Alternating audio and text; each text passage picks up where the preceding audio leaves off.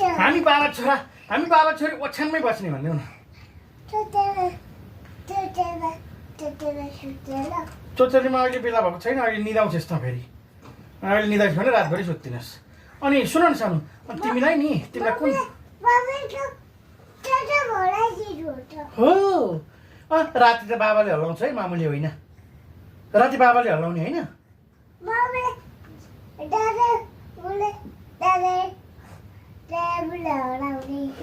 दादाले कसलाई हल्लाउने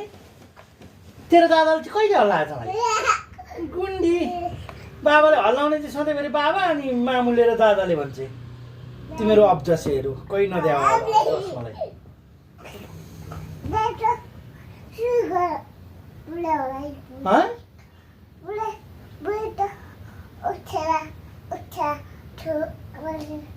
ओछ्याउँछ बुढी ओछ्यान मिला कि कति राम्रो गरी मिलायो मेरो सानीले ओछ्यान